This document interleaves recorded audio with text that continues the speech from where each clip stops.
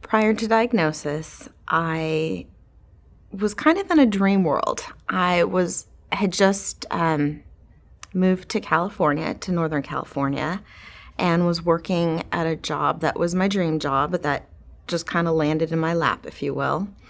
I was newly engaged, and life was really good. Life was pretty good. In fact, I'm remembering now, at the end of so I was diagnosed in the springtime, and at the end of the previous year, I had, as I typically do, written sort of an end of year holiday letter to friends, family. And I oddly wrote about how life was really very quiet and routine and problem-free and sort of normal. And I called it that, I think, and called out really what a blessing that was. We've got 2 kids, 9-year-old and a 14-year-old daughter, and we live in a nice area. We do a lot of stuff out in the woods and hiking and stuff like that, and good schools, and so things were pretty normal, pretty good. Teaching, to becoming an administrator, to becoming a dean, to becoming a vice president, figuring I was going to go run a college by the time I was 50 years old.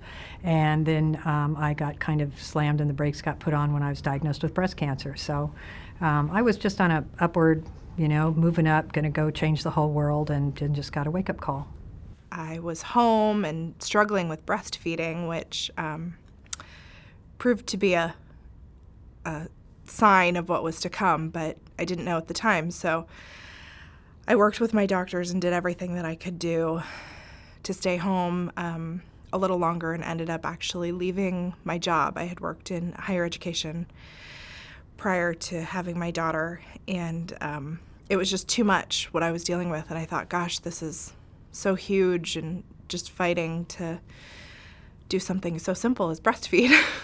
After my first cancer, I thought that was it. That I'm free now. I'm good. I'm never going to get it again. And so I felt a big lump, and I was like, that's nothing. It can't be cancer again. But silly me, it was. Actually, at my mother's house on a kind of a hard bed, I was tossing and turning, and my arm was kind of laying on my side. My arm was sort of underneath my chest, and I felt something hard push against my arm. And I felt it, and it was pretty good size, very hard lump right underneath my nipple, and I knew something was wrong at that point, so I went to the doctor as soon as I could. I didn't do a good job checking myself. I genuinely thought that I had a clogged milk duct from ending breastfeeding, and I went to my obstetrician. Yeah, there was no symptoms at all. I mean, I didn't even have lumps, anything. My second diagnosis, I had a large lump in my right breast, which was the same breast that I had originally had cancer in.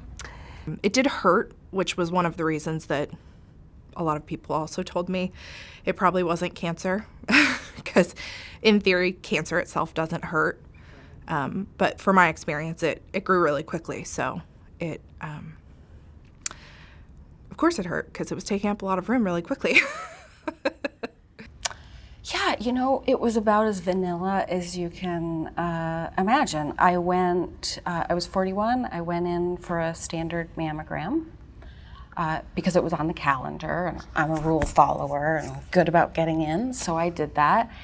And I had a follow-up with, again, a standard appointment with my OBGYN, who said, it looks like you're getting called back for some additional images. My diagnosis was made after a routine mammogram over the course of the summer. I did an annual mammogram, and when I went in and they discovered there possibly was a lump, I went back for a sonogram, And they said, yes, there was a lump. So I went in and got a fine needle biopsy, which turned out that they were suspicious of potentially it being cancerous. So I went in and had surgery and had it removed. I went for my regular gynecological checkup.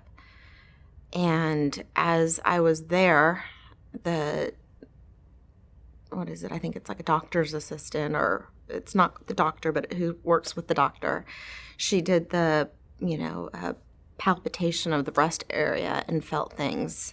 I remember after I had had the ultrasound and the biopsy had been scheduled, but we waited for a weekend. I remember I was crabby and short, and it was the only thing I was thinking about. And I remember I just touched my breasts all weekend long, just sort of looking. And I could feel, I had not felt a lump myself before the images, but afterwards when I knew what they were looking, where they were looking, I was able to feel something. He felt it and said I needed to see the surgeon to take a biopsy. And he sent me literally right. I saw him, and 5 minutes later I was in the surgeon's office, and she did a needle biopsy on it. And a few days later I was driving in my car, and I got a call saying that from the surgeon that you need to come down here. It's a tumor. So I went home, picked up Catherine, we went right down there, and she explained what was going on, that it was cancer. We all went as a family to the doctor's office, and she said, yeah, I'm sorry, it's cancer, which I was 29.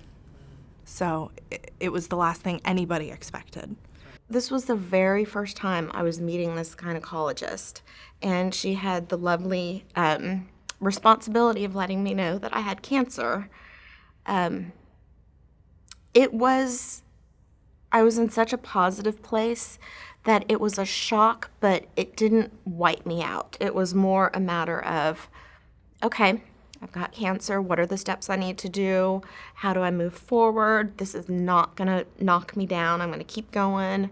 At that point in time, they discovered it was about a 2-centimeter lump. I think it's 2 centimeters. And I was stage 2, and that's when I went and saw the oncologist and started my routine for dealing with cancer.